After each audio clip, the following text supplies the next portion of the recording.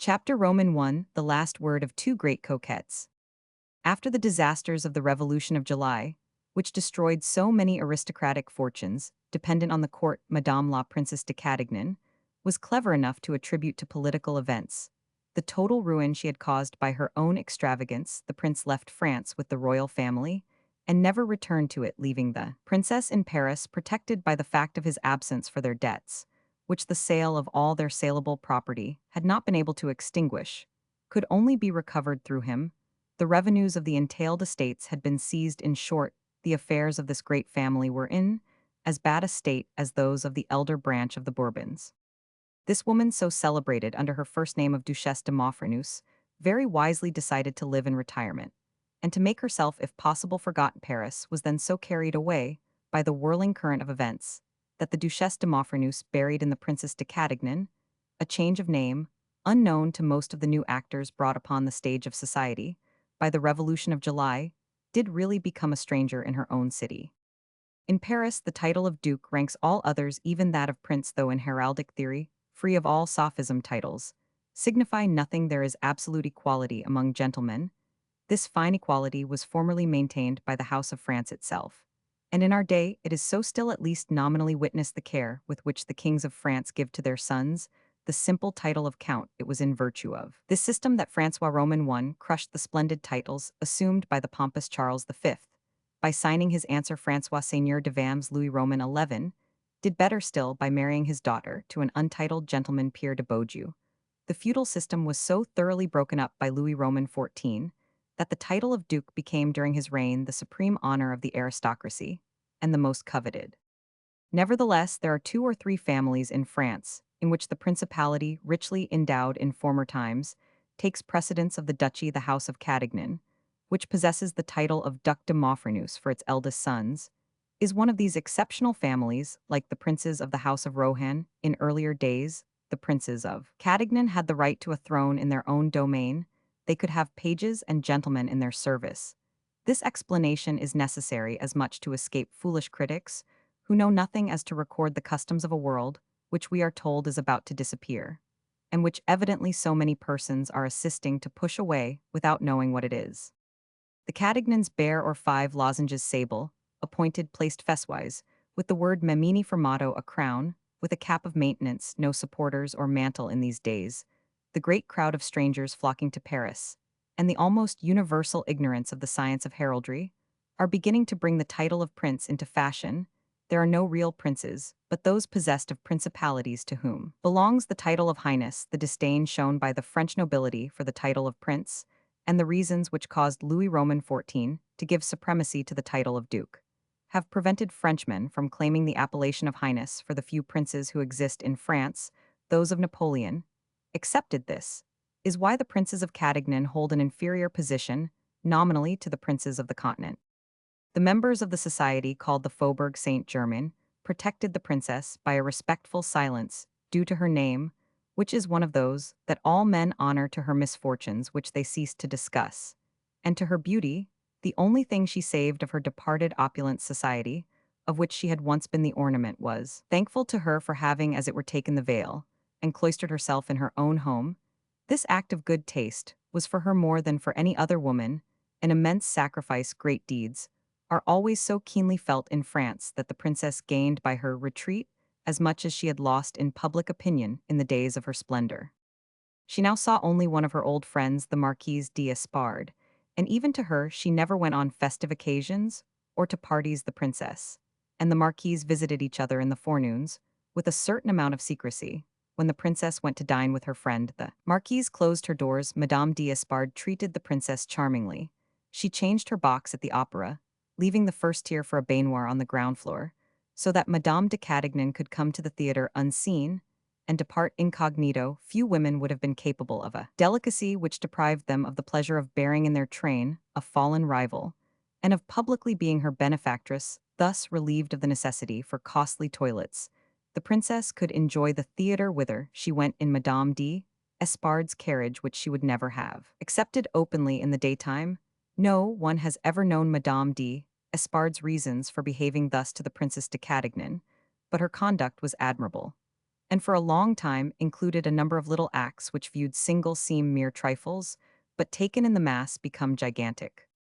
In 1830, 3 years had thrown a mantle of snow over the follies and adventures of the Duchesse de Maufrigneuse, and had whitened them so thoroughly that it now required a serious effort of memory to recall them, of the queen once adored by so many courtiers and whose follies might have given a theme to a variety of novels. There remained a woman, still adorably beautiful 36 years of age, but quite justified in calling herself 30, although she was the mother of Duc Georges de Maufrigneuse, a young man of 18 handsome, as Antoineuse poor as Job, who was expected to obtain great successes, and for whom his mother desired above all things to find a rich wife.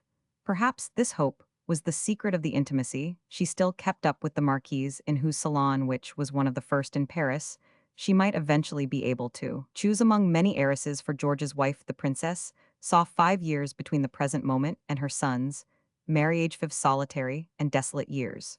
For in order to obtain such a marriage for her son, she knew that her own conduct must be marked in the corner with discretion. The princess lived in the Rue de Miromesnil, in a small house of which she occupied the ground floor at a moderate rent. There, she made the most of the relics of her past magnificence. The elegance of the great lady was still redolent about her. She was still surrounded by beautiful things, which recalled her former existence. On her chimney-piece was a fine miniature portrait of Charles Roman X, by Madame Merble, beneath which were engraved the words given by the king, and as a pendant the portrait of Madame, who was always her kind friend. On a table lay an album of costliest price, such as none of the bourgeoises who now lord it in our industrial and fault-finding society would have dared to exhibit. This album contained portraits about 30 in number of her intimate friends, whom the world first and last had given her. As lovers the number was a calumny, but had rumor said 10, it might have been as her friend Madame d'Espard remarked. Good sound gossip the portraits of Maxime de Trailles de Marseille, Rastignac, the Marquis d'Esgrignon, General Montrevaux, the Marquis de Ronquerolles, and d'Ajuda Pinto, Prince Galathion, the young Dux de Grandlieu, and de Redder, the Vicomte de Cerisy, and the handsome Lucien de Rubemper, had all been treated with the utmost coquetry of brush and pencil by celebrated artists. As the princess now received only 2 or 3 of these personages, she called the book jokingly the collection of her errors. Misfortune had made this woman a good mother. During the 15 years of the Restoration, she had amused herself far too much to think of her son. But on taking refuge in obscurity, this illustrious egoist bethought her that the maternal sentiment developed to its extreme might be an absolution for her past follies in the eyes of sensible persons who pardon everything to a good mother. She loved her son all the more because she had nothing else to love. Georges de Maufrigneuse was moreover one of those children who flatter the vanities of a mother, and the princess had accordingly made all sorts of sacrifices for him. She hired a stable and coach house, above which he lived in a little entresol with 3 rooms looking on the street and charmingly furnished. She had even borne several privations to keep a saddle horse, a cab horse, and a little groom for his use. For herself she had only her own maid, and as cook, a former kitchen maid. The duke's groom had therefore rather a hard place. Toby, formerly Tiger, to the late Beaudenord, such was the jesting term applied by the gay world to that ruined gentleman. Toby, who at 25 years of age was still considered only 14, was expected to groom the horses, clean the cabriolet or the tilbury, and the harnesses, accompany his master, take care of the apartments, and be in the princess' antechamber to announce a visitor, if by chance she happened to receive one. When one thinks of what the beautiful Duchesse de Maufrigneuse had been under the Restoration of the queens of Paris, a dazzling queen whose luxurious existence equaled that of the richest women of fashion in London, there was something touching in the sight of her in that humble little abode in the Rue de Miromesnil, a few steps away from her splendid mansion, which no amount of fortune had enabled her to keep, and which the hammer of speculators has since demolished. The woman who thought she was scarcely well served by 30 servants, who possessed the most beautiful reception rooms in all Paris and the loveliest little private apartments, and who made them the scene of such delightful fêtes, now lived in a small apartment of 5 rooms, an antechamber, dining room, salon, 1 bedchamber, and a dressing room with 2 women servants only. Ah, she is devoted to her son, said that clever creature, Madame d'Espard, and devoted without ostentation. She is happy who would ever have believed so frivolous a woman was capable of such persistent resolution. Our good archbishop has consequently greatly encouraged her. He is most kind to her, and has just induced the old Comtesse de Cinq-Signy to pay her a visit. Let us admit a truth: one must be a queen to know how to abdicate, and to descend with dignity from a lofty position, which is never wholly lost. Those only who have an inner consciousness of being nothing in themselves show regrets in falling or struggle murmuring to return to a past, which can never return, a fact of which they themselves are well aware, compelled to do without the choice exotics in the midst of which she had lived, and which set off so charmingly her whole being, for it is impossible not to compare her to a flower. The princess had wisely chosen a ground-floor apartment. There she enjoyed a pretty little garden which belonged to Ida, garden full of shrubs, and an always verdant turf, which brightened her peaceful retreat. She had about 12,000 francs a year, but that modest income was partly made up of an annual stipend, sent her by the old Duchesse de Navarreins, paternal aunt of the young duke, and another stipend given by her mother, the Duchesse d'Uxelles, who was living on her estate in the country, where she economized as old duchesses alone know how to economize. For Harpagon is a mere novice compared to them. The princess still retained some of her past relations with the exiled royal family, and it was in her house that the marshal to whom we owe the conquest of Africa had conferences at the time of Madame's attempt in La Vendée, with the principal leaders of legitimist opinion. So great was the obscurity in which the princess lived, and so little distrust did the government feel for her in her present distress. Beholding the approach of that terrible 40th year, the bankruptcy of love beyond which there is so little for a woman as woman, the princess had flung herself into the kingdom of philosophy. She took to reading, she, who, for 16 years had felt a cordial horror for serious things. Literature and politics are today what piety and devotion once were to her sex, last refuge of their feminine pretensions. In her late social circle, it was said that Diane was writing a book since her transformation from a queen in beauty to a woman of intellect. The princess had contrived to make a reception in her little house, a great honor which distinguished the favored person sheltered by her supposed occupation. She was able to deceive one of her former adorers, de Marsay, the most influential personage of the political bourgeoisie, brought to the fore in July 1830. She received him sometimes in the evenings, and occupied his attention while the marshal and a few legitimists were talking in a low voice in her bedroom about the recovery of power, which could be attained only by a general cooperation of ideas. One element of success, which all conspirators overlook it, was the clever vengeance of the pretty woman who thus inveigled the prime minister, and made him act as screen for a conspiracy against his own government. This adventure, worthy of the finest days of the Fronde, was the text of a very witty letter in which the princess rendered to Madame an account of the negotiations. The Duc de Maufrigneuse went to La Vendée, and was able to return secretly without being compromised, but not without taking part in Madame's perils. The latter, however, sent him home the moment she saw that her cause was lost. Perhaps, had he remained, the eager vigilance of the young man might have foiled that treachery. However great the faults of the Duchesse de Maufrigneuse may have seemed in the eyes of the bourgeoisie, the behavior of her son on this occasion certainly effaced them in the eyes of the aristocracy. There was great nobility and grandeur in thus risking her only son and the heir of an historic name. Some persons are said to intentionally cover the faults of their private life by public services and vice versa. But the Princess de Cadignan made no such calculation. Possibly those who, apparently so conduct themselves, make none events count for much in such cases. On one of the first fine days in the month of May 1833, the Marquise d'Espard and the princess were turning about and could hardly call it walking in the single path which wound round the grass-plat in the garden, about 2:30 in the afternoon, just as the sun was leaving it. The rays reflected on the walls gave a warm atmosphere to the little space, which was fragrant with flowers, the gift of the marquise. "We shall soon lose de Marsay," said the marquise, "and with him will disappear your last hope of fortune for your son. Ever since you played him that clever trick, he has returned to his affection for you." "My son will never capitulate to the younger branch," returned the princess, "if he has to die of hunger, or I have to work with my hands to feed him. Besides, birth, de Cinq Signy has no aversion to him." "Children don't bind themselves to their parents' principles," said Madame d'Espard. "Don't let us talk about it," said the princess. "If I can't coax over the Marquise de Cinq Signy, I shall marry Georges to the daughter of some iron founderer, as that little d'Esgrignon Rome in 999. "Did you love Victurnien?" asked the marquise. "No," replied the princess gravely. D'Esgrignon's simplicity was really only a sort of provincial silliness, which I perceived rather too later, if you choose too soon. Anne de Mars De Marsay played with me as if I were a doll. I was so young at the time. We never love men who pretend to teach us. They rub up all our little vanities. And that wretched boy who hanged himself. Lucian and Antinous and a great poet, I worshipped him in all conscience. And I might have been happy, but he was in love with a girl of the town.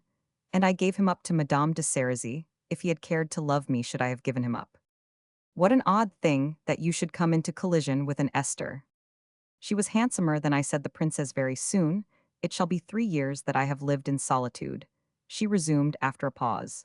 And this tranquility has nothing painful to me about it. To you alone, can I dare to say that I feel I am happy? I was surfeited with adoration, weary of pleasure, emotional on the surface of things, but conscious that emotion itself never reached my heart. I have found all the men whom I have known petty, paltry, superficial. None of them ever caused me a surprise. They had no innocence, no grandeur, no delicacy. I wish I could have met with one man able to inspire me with respect. Then are you like me, my dear? Asked the Marquise. Have you never felt the emotion of love while trying to love? Never, replied the princess, laying her hand on the arm of her friend. They turned and seated themselves on a rustic bench beneath a jasmine, then coming into flower. Each had uttered one of those sayings that are solemn to women who have reached their age. Like you, resumed the princess, I have received more love than most women, but through all my many adventures, I have never found happiness. I committed great follies, but they had an object, and that object retreated as fast as I approached it.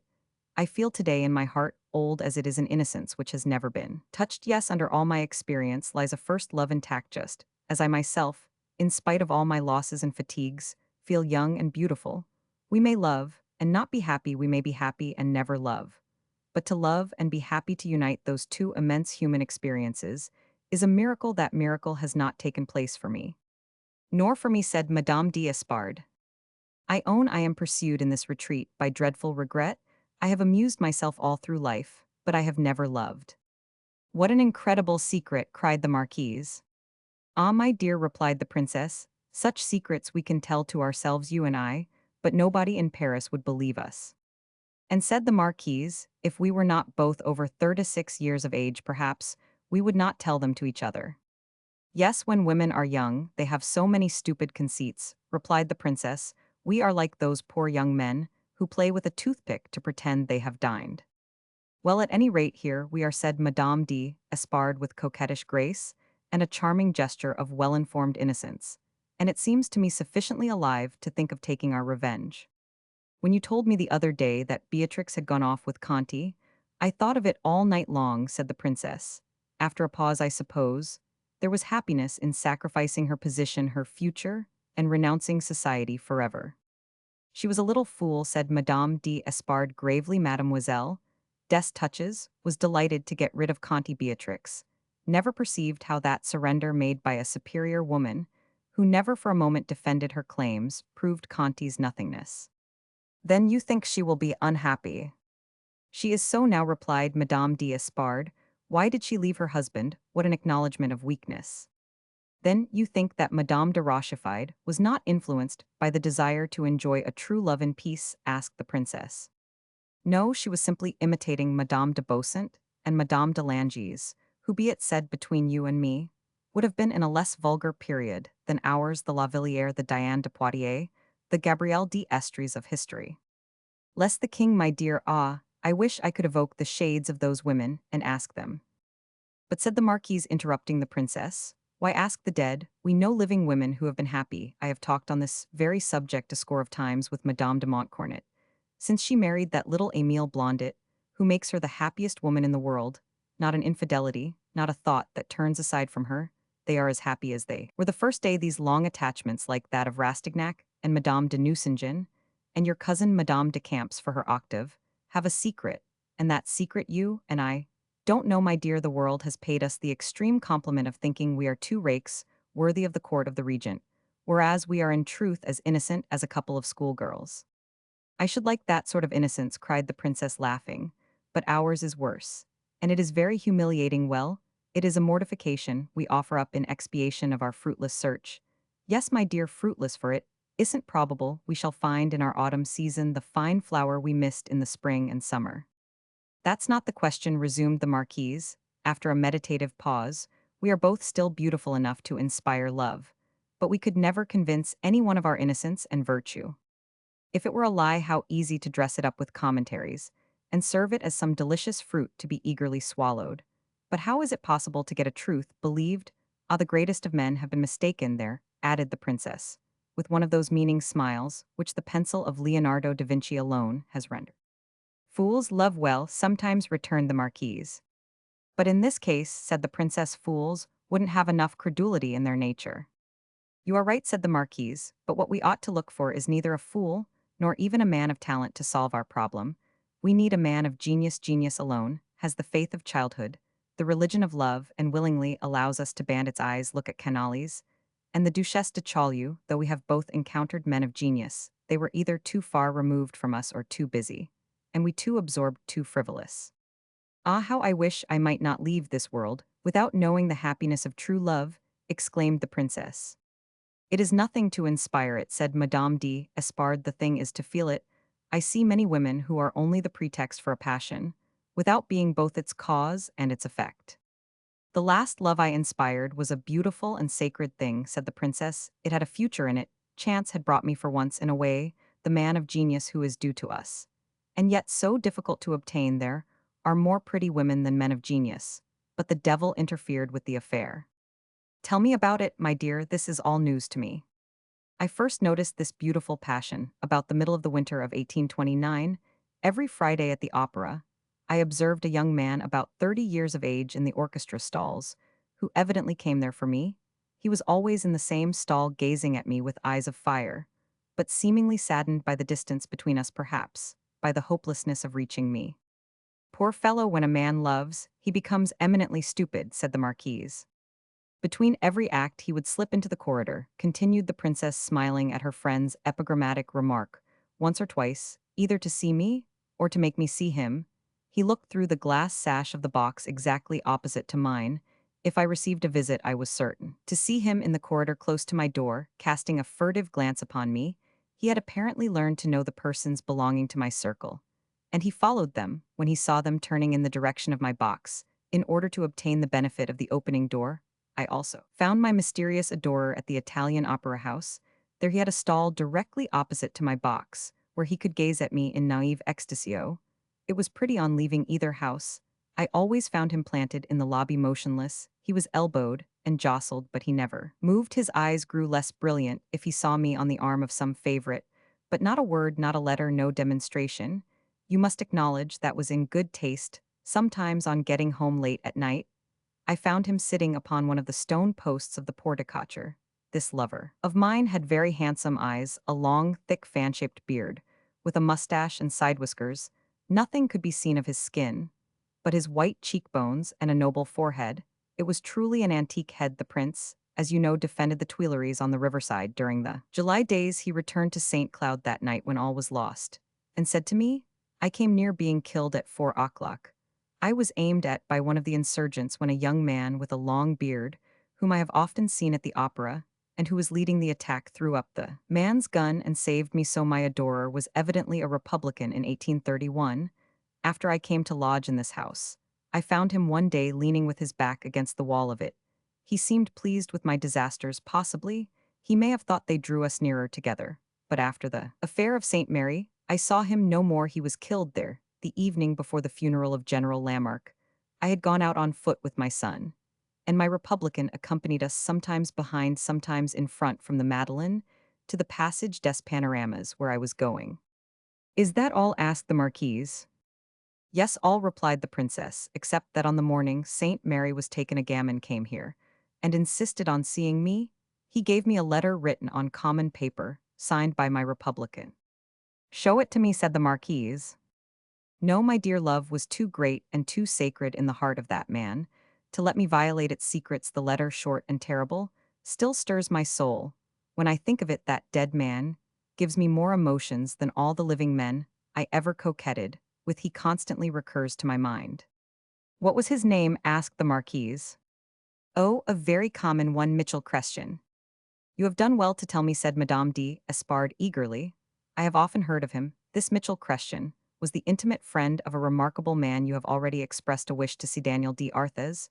who comes to my house some 2 or 3 times a year Christian, who was really killed at St. Mary, had no lack of friends I have heard it, said that he was one of those born statesmen to whom like de Marsay, nothing is wanting but opportunity to become all they might be. Then he had better be dead, said the princess with a melancholy air under which she concealed her thoughts. Will you come to my house some evening, and meet d'Arthez, said the marquise, you can talk of your ghost. Yes, I will, replied the princess. Chapter Roman 2 Daniel d'Arthez. A few days after this conversation, Blondet and Rastignac, who knew d'Arthez promised Madame d'Espard that they would bring him to dine with her. This promise might have proved rash had it not been for the name of the princess, a meeting with whom was not a matter of indifference to the great writer. Daniel d'Arthez, one of the rare men who in our day unite a noble character with great talent, had already obtained not all the popularity his works deserve, but a respectful esteem to which souls of his own caliber could add nothing. His reputation will certainly increase, but in the eyes of connoisseurs, it had already attained its full development. He is one of those authors who sooner or later are put in their right place, and never lose it. A poor nobleman, he had understood his epoch well enough to seek personal distinction. Only he had struggled long in the Parisian arena against the wishes of a rich uncle, who by a contradiction which vanity must explain, after leaving his nephew a prey to the utmost penury, bequeathed to the man who had reached celebrity the fortune so pitilessly refused to the unknown writer. This sudden change in his position made no change in Daniel d'Arthez's habits. He continued to work with a simplicity worthy of the antique past, and even assumed new toils by accepting a seat in the Chamber of Deputies, where he took his seat on the right. Since his accession to fame, he had sometimes gone into society. One of his old friends, the nofamous physician Horace Bianchon, persuaded him to make the acquaintance of the Baron de Rastignac, Undersecretary of State, and a friend of de Marsay, the Prime Minister. These two political officials acquiesced rather nobly in the strong wish of d'Arthez Bianchon and other friends of Michel Chrestien for the removal of the body of that republican to the Church of St. Mary, for the purpose of giving it funeral honors. Gratitude for a service which contrasted with the administrative rigor displayed at a time when political passions were so violent had bound, so to speak, d'Arthez to Rastignac. The latter and de Marsay were much too clever not to profit by that circumstance, and thus they won over other friends of Michel Chrestien, who did not share his political opinions, and who now attached themselves to the new government. One of them, Leon Giraud, appointed in the first instance Master of Petitions, became eventually a Councillor of State. The whole existence of Daniel d'Arthez is consecrated to work. He sees society only by snatches. It is to him a sort of dream. His house is a convent, where he leads the life of a Benedictine, the same sobriety of regimen, the same regularity of occupation. His friends knew that up to the present time woman had been to him no more than an always dreaded circumstance. He had observed her too much not to fear her, but by dint of studying her, he had ceased to understand her. Like in this to those deep strategists, who are always beaten on unexpected ground, where their scientific axioms are either modified or contradicted in character, he still remains a simple-hearted child, all the while proving himself an observer of the first rank. This contrast, apparently impossible, is explainable to those who know how to measure the depths which separate faculties from feelings. The former proceed from the head, the latter from the heart. A man can be a great man, and a wicked one, just as he can be a fool and a devoted lover. D'Arthez is one of those privileged beings in whom shrewdness of mind and a broad expanse of the qualities of the brain do not exclude either the strength or the grandeur of sentiments. He is by rare privilege equally a man of action and a man of thought. His private life is noble and generous. If he carefully avoided love, it was because he knew himself and felt a premonition of the empire such a passion would exercise upon him. For several years, the crushing toil by which he prepared the solid ground of his subsequent works and the chill of poverty were marvelous preservatives. But when ease with his inherited fortune came to him, he formed a vulgar and most incomprehensible connection with a rather handsome woman belonging to the lower classes, without education or manners, whom he carefully concealed from every eye. Michel Chrestien attributed to men of genius the power of transforming the most massive creatures into sylphs, fools, into clever women, peasants, into countesses. The more accomplished a woman was, the more she lost her value in their eyes, for according to Michel their imagination had the less to do, in his opinion, love a mere matter of the senses to inferior beings, was to great souls the most immense of all moral creations, and the most binding to justify D'Arthez. He instanced the example of Raphael, and the Fornarina he might have offered himself as an instance for this theory, he who had seen an angel in the Duchesse de Maufrigneuse. This strange fancy of D'Arthez might however be explained in other ways perhaps. He had despaired of meeting here below with a woman who answered to that delightful vision which all men of intellect dream of and cherish perhaps his heart was too sensitive, too delicate to yield itself to a woman of society perhaps. He thought best to let nature have her way and keep his illusions by cultivating his ideal perhaps. He had laid aside love as being incompatible with his work and the regularity of a monastic life, which love would have wholly upset. For several months past, D'Arthez had been subjected to the jests and satire of Blondet and Rastignac, who reproached him with knowing neither the world nor women according to them. His authorship was sufficiently advanced, and his works numerous enough to allow him a few distractions. He had a fine fortune, and here he was living like a student. He enjoyed nothing, neither his money nor his fame he was ignorant of. The exquisite enjoyments of the noble and delicate love, which well-born and well-bred women could inspire and feel. He knew nothing of the charming refinements of language, nothing of the proofs of affection, incessantly given by refined women to the commonest things.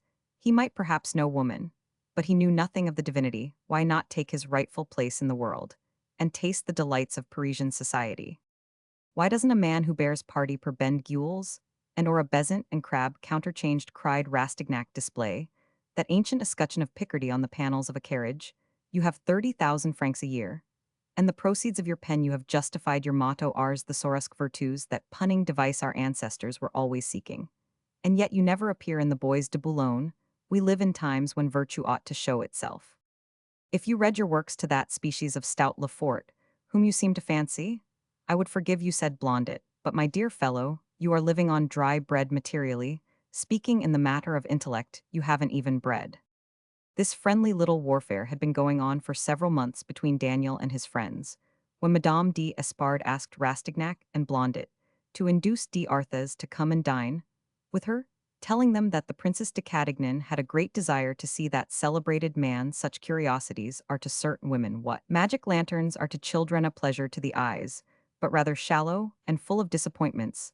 The more sentiments a man of talent excites at a distance, the less he responds to them on nearer view. The more brilliant fancy has pictured him, the duller he will seem in reality.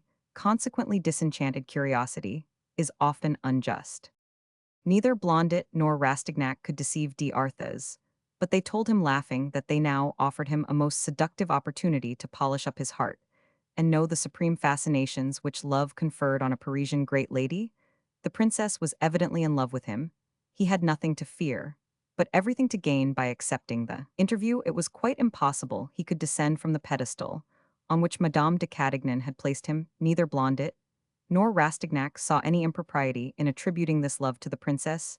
She whose past had given rise to so many anecdotes could very well stand that lesser calumny. Together they began to relate to D'Arthez the adventures of the Duchesse de Maufrigneuse, her first affair with de Marsay, her second with D'Ajuda, whom she had, they said, distracted from his wife, thus avenging Madame de Beausant, also her later connection with young d'Esgrignon, who had traveled with her in Italy, and had horribly compromised himself on her account. After that they told him how unhappy she had been with a certain celebrated ambassador, how happy with a Russian general besides, becoming the Egeria of 2 ministers of foreign affairs, and various other anecdotes. D'Arthez replied that he knew a great deal more than they could tell him about her, through their poor friend Mitchell Chrestian, who adored her secretly for 4 years, and had well-nigh gone mad about her.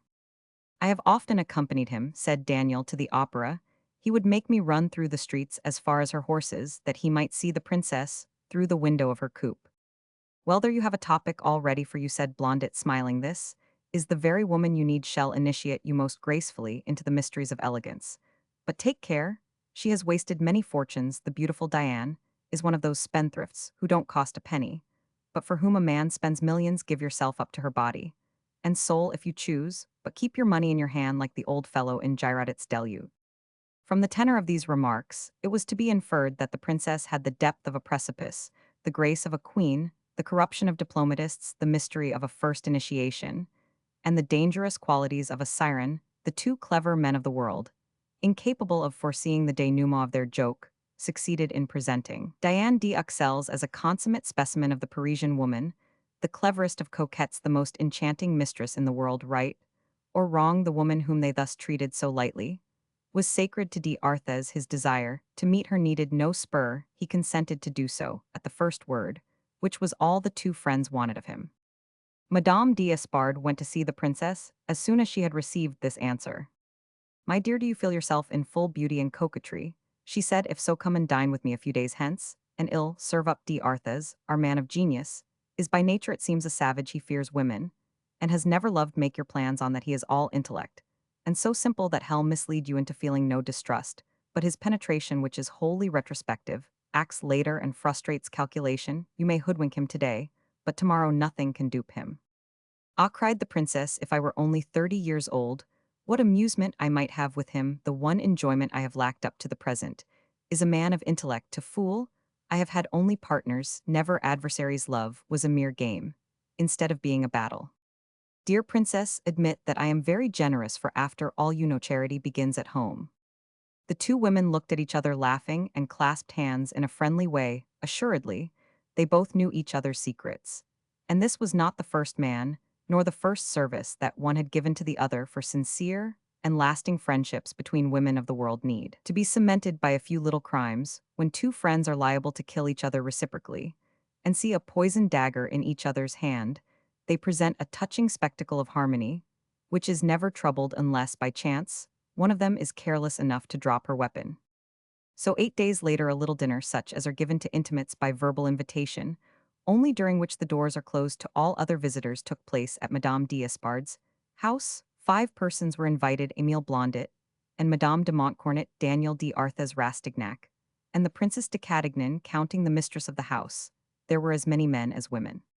Chance never exerted itself to make wiser preparations than those which opened the way to a meeting between d'Arthez and Madame de Cadignan. The princess is still considered one of the chief authorities on dress, which to women is the first of arts. On this occasion, she wore a gown of blue velvet with flowing white sleeves and a tulle gimp slightly frilled and edged with blue, covering the shoulders and rising nearly to the throat, as we see in several of Raphael's portraits. Her maid had dressed her hair with white heather, adroitly placed among its blonde cascades, which were one of the great beauties to which she owed her celebrity. Certainly, Diane did not look to be more than 25 years old. 4 years of solitude and repose had restored the freshness of her complexion. Besides, there are moments when the desire to please gives an increase of beauty to women. The will is not without influence on the variations of the face. If violent emotions have the power to yellow the white tones of persons of bilious and melancholy temperament, and to green lymphatic faces, shall we not grant to desire hope and joy the faculty of clearing the skin, giving brilliancy to the eye and brightening the glow of beauty, with a light as jocund as that of a lovely morning? The celebrated faintness of the princess had taken on a ripeness which now made her seem more august at this moment of her life, impressed by her many vicissitudes, and by serious reflections. Her noble dreamy brow harmonized delightfully with the slow majestic glance of her blue eyes. It was impossible for the ablest physiognomist to imagine calculation or self. Beneath that unspeakable delicacy of feature, there were faces of women, which deceive knowledge and mislead observation by their calmness and delicacy. It is necessary to examine such faces when passions speak, and that is difficult, or after they have spoken, which is no longer of any use, for then the woman is old and has ceased to dissimulate. The princess is one of those impenetrable women. She can make herself what she pleases, to be playful, childlike, distractingly innocent, or reflective, serious, and profound enough to excite anxiety. She came to Madame d'Espard's dinner with the intention of being a gentle, simple woman to whom life was known only through its deceptions, a woman full of soul and calumniated, but resigned, in short, a wounded angel.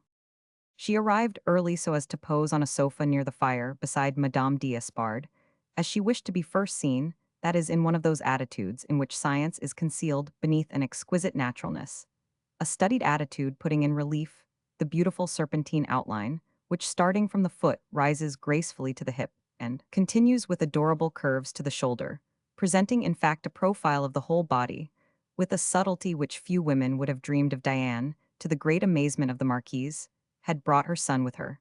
After a moment's reflection, Madame d'Espard pressed the princess' hand with a look of intelligence that seemed to say, I understand you by making d'Arthez. Accept all the difficulties, at once you will not have to conquer them later. Rastignac brought d'Arthez. The princess made none of those compliments to the celebrated author with which vulgar persons overwhelmed him, but she treated him with a kindness full of graceful respect, which with her was the utmost extent of her concessions. Her manner was doubtless the same with the King of France and the royal princes. She seemed happy to see this great man, and glad that she had sought him. Persons of taste like the princess are especially distinguished for their manner of listening, for an affability without superciliousness, which is to politeness what practice is to virtue. When the celebrated man spoke, she took an attentive attitude 1,000 times more flattering than the best-seasoned compliments. The mutual presentation was made quietly without emphasis, and in perfectly good taste by the marquise. At dinner d'Arthez was placed beside the princess, who far from imitating the eccentricities of diet, which many affected women display ate her dinner, with a very good appetite, making it a point of honor to seem a natural woman without strange ways or fancies between two courses. She took advantage of the conversation, becoming general to say to d'Arthez, in a sort of aside, "The secret of the pleasure I take in finding myself beside you is the desire I feel to learn something of an unfortunate friend of yours, monsieur. He died for another cause greater than ours. But I was under the greatest obligations to him. Although unable to acknowledge or thank him for them, I know that you were one of his best friends. Your mutual friendship, pure and unalterable, is a claim upon me. You will not, I am sure, think it extraordinary that I have wished to know all you could tell me of a man so dear to you, though I am attached to the exiled family, and bound, of course, to hold monarchical opinions. I am not among those who think it is impossible to be both republican and noble in heart. Monarchy and the republic are two forms of government which do not stifle noble sentiments. Mitchell Christian was an angel, madame, replied Daniel, in a voice of emotion. I don't know among the heroes of antiquity a greater than he. Be careful not to think him one of those narrow-minded republicans who would like to restore the convention and the amenities of the Committee of Public Safety. No, Mitchell dreamed of the Swiss Federation, applied to all Europe. Let us own between ourselves that after the glorious government of one man, only which, as I think, is particularly suited to our nation, Mitchell's system would lead to the suppression of war in this old world, and its reconstruction on bases other than those of conquest, which formerly feudalized it. From this point of view, the Republicans came nearest to his idea. That is why he lent them his arm in July, and was killed at St. Mary. Though completely apart in opinion, he and I were closely bound together as friends. That is noble praise for both natures, said Madame de Cadignan timidly. During the last 4 years of his life, continued Daniel, he made to me alone a confidence of his love for you, and this confidence, knitted closer than ever the already strong ties of brotherly affection, he alone, madame, can have loved you as you ought to be loved. Many a time I have been pelted with rain, as we accompanied your carriage at the pace of the horses to keep at a parallel distance, and see you admire you. Ah, monsieur, said the princess, how can I repay such feelings? Why is Mitchell not here? Exclaimed Daniel in melancholy accents. Perhaps he would not have loved me long, said the princess, shaking her head sadly. Republicans are more absolute in their ideas than we absolutists, whose fault is indulgence. No doubt he imagined me perfect, and society would have cruelly undeceived him. We are pursued, we women, by as many calumnies as you authors are compelled to endure in your literary life. But we, alas, cannot defend ourselves either by our works or by our fame. The world will not believe us to be what we are, but what it thinks us to be. It would soon have hidden from his eyes the real but unknown woman that is in me, behind the false portrait of the imaginary woman, which the world considers true. He would have come to think me unworthy of the noble feelings he had for me, and incapable of comprehending him. Here the princess shook her head, swaying the beautiful blonde curls full of heather, with a touching gesture. This plaintive expression of grievous doubts and hidden sorrows is indescribable. Daniel understood them all, and he looked at the princess with keen emotion. And yet the night on which I last saw him, after the Revolution of July, I was on the point of giving way to the desire I felt to take his hand and press it before all the world under the peristyle of the opera house. But the thought came to me that such a proof of gratitude might be misinterpreted like so many other little things, done from noble motives, which are called today the follies of Madame de Maufrigneuse, things which I can never explain, for none but my son and God have understood me. These words breathed into the ear of the listener, in tones inaudible to the other guests, and with accents worthy of the cleverest actress, were calculated to reach the heart, and they did reach that of d'Arthez. There was no question of himself in the matter. This woman was seeking to rehabilitate herself. In favor of the dead, she had been calumniated, and she evidently wanted to know if anything had tarnished her in the eyes of him who had loved her had he died with all his illusions. Mitchell replied D'Arthez was one of those men who love absolutely, and who if they choose ill can suffer without renouncing the woman they have once elected. Was I loved thus, she said, with an air of exalted beatitude. Yes, madame. I made his happiness. For 4 years. A woman never hears of such a thing without a sentiment of proud satisfaction, she said, turning her sweet and noble face to D'Arthez with a movement full of modest confusion. One of the most skillful maneuvers of these actresses is to veil their manner when words are too expressive and speak with their eyes. When language is restrained, these clever discords slipped into the music of their love, be it false or true, produce irresistible attractions. Is it not, she said, lowering her voice and her eyes, after feeling well assured, they had produced her effecties, it not fulfilling one's destiny to have rendered a great man happy? Did he not write that to you?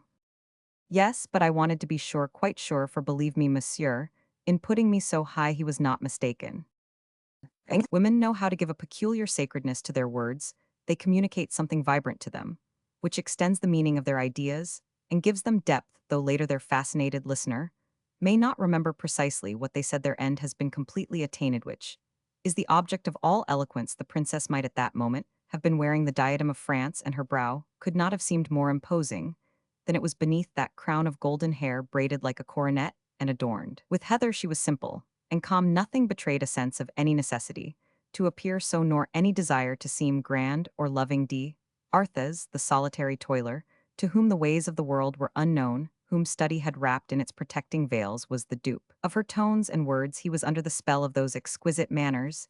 He admired that perfect beauty ripened by misfortune, placid in retirement. He adored the union of so rare a mind and so noble a soul, and he longed to become himself the heir of Mitchell Creston. The beginning of this passion was, as in the case of almost all deep thinkers, an idea. Looking at the princess, studying the shape of her head, the arrangement of those sweet features, her figure, her hand, so finely modeled closer than when he accompanied his friend in their wild rush through the streets, he was struck by the surprising phenomenon of the moral second sight, which a man exalted by love invariably finds within him.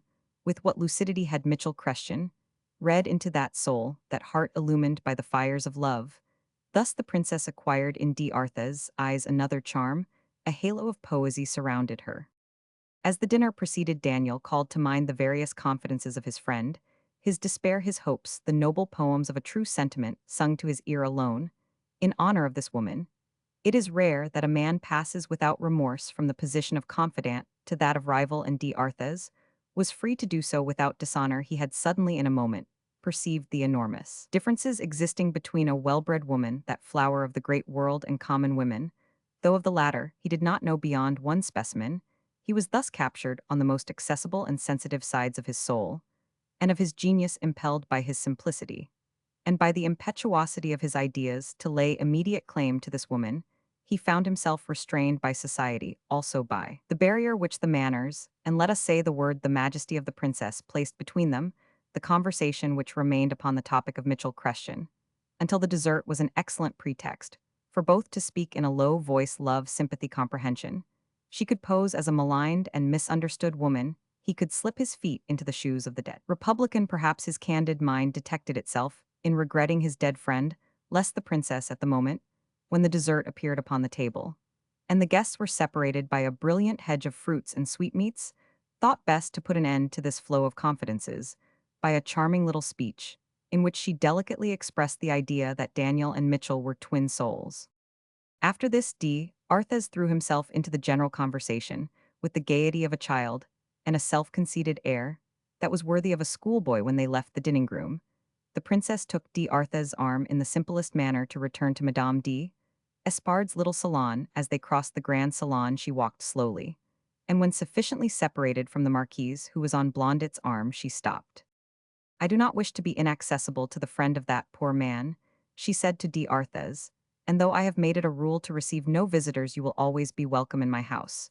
Do not think this a favor. A favor is only for strangers, and to my mind you and I seem old friends. I see in you the brother of Mitchell. D'Arthez could only press her arm, unable to make other reply. After coffee was served, Diane de Cadignan wrapped herself with coquettish motions in a large shawl, and Rose Blondet and Rastignac were too much men of the world and too polite to make the least remonstrance or try to detain her, but Madame d'Espard compelled her friend to sit down again, whispering in her ear. "Wait till the servants have had their dinner, the carriage is not ready yet." So saying, the Marquise made a sign to the footman, who was taking away the coffee tray. Madame de Montcornet perceived that the princess and Madame d'Espard had a word to say to each other, and she drew around her D'Arthez Rastignac, and Blondet, amusing them with one of those clever paradoxical attacks which Parisian women understand so thoroughly. "Well," said the Marquise to Diane, "what do you think of him?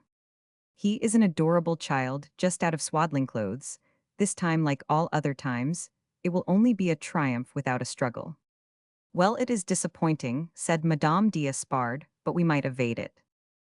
"So, let me be your rival." "Just as you please," replied the princess. "I've decided on my course. Genius is a condition of the brain. I don't know what the heart gets out of it. We'll talk about that later."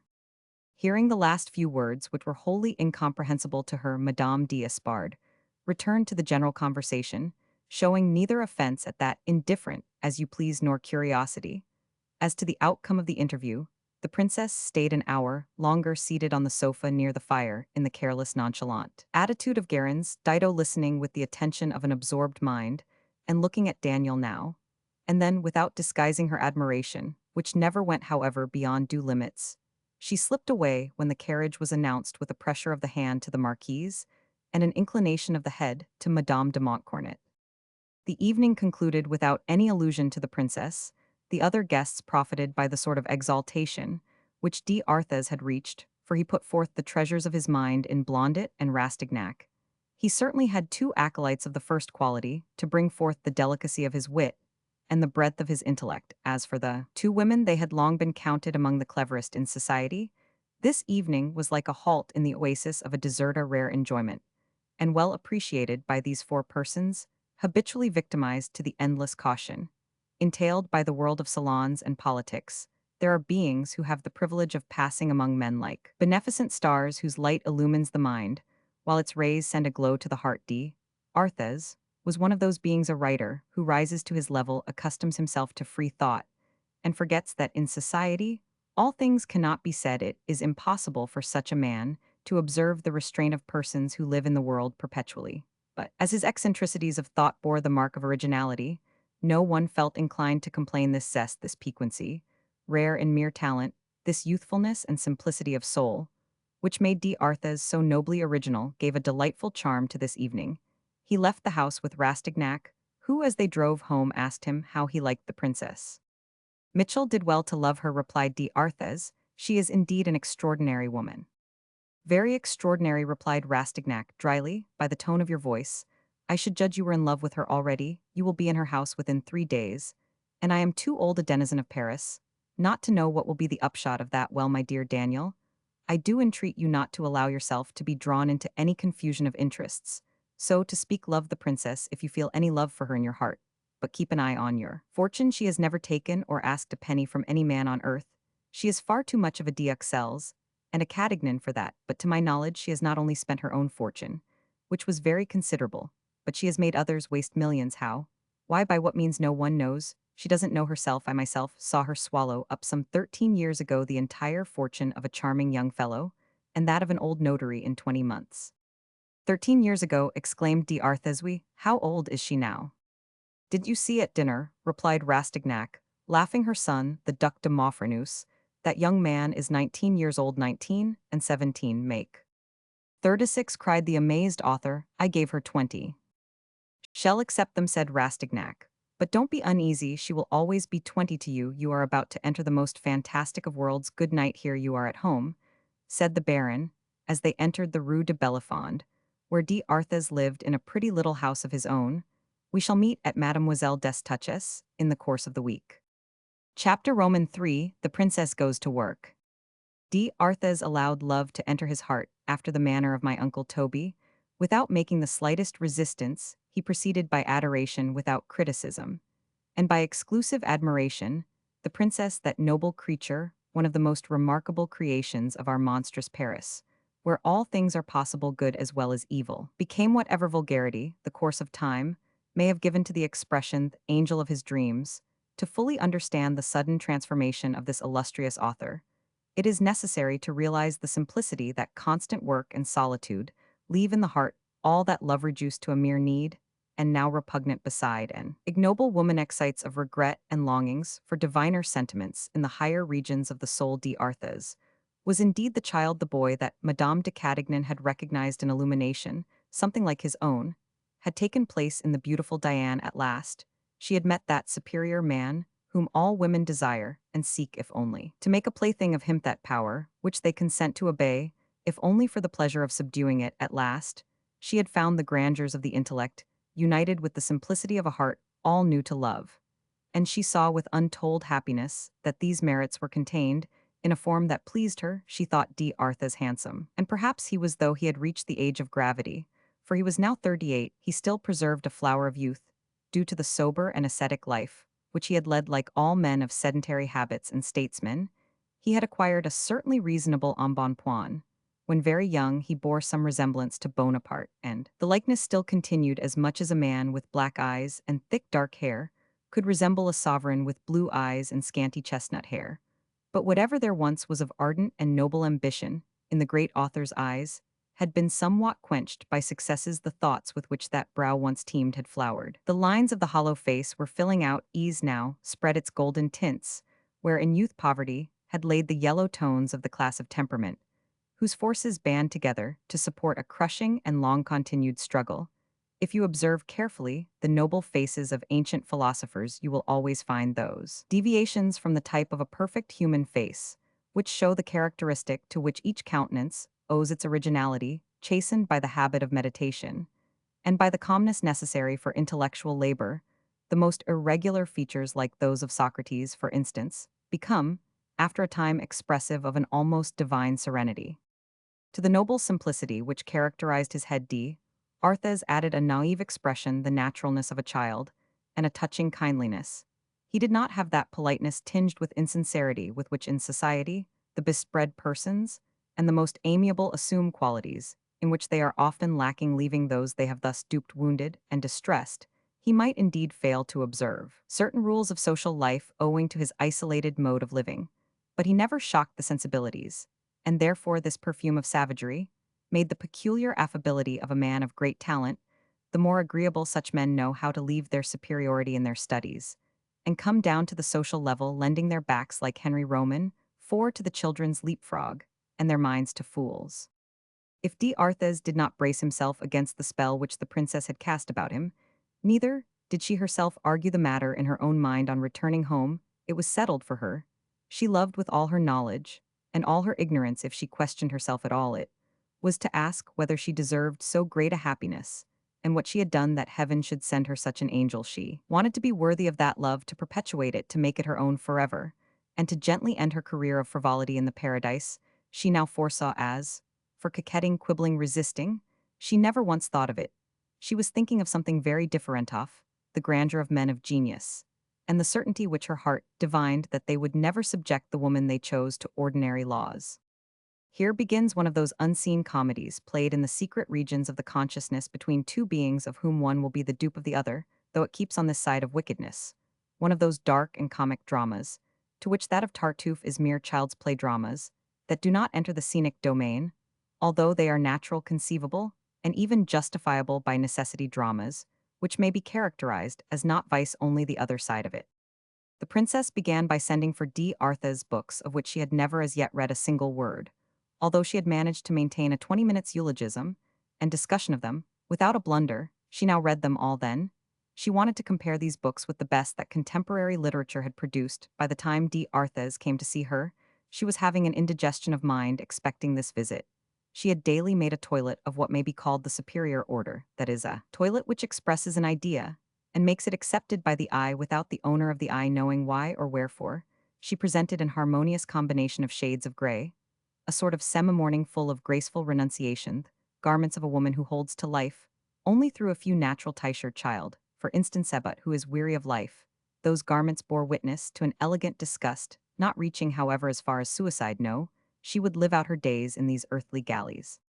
She received D'Arthez as a woman who expected him, and as if he had already been to see her 100 times, she did him the honor to treat him like an old acquaintance, and she put him at his ease by pointing to a seat on a sofa while she finished a note. She was then writing. The conversation began in a commonplace manner.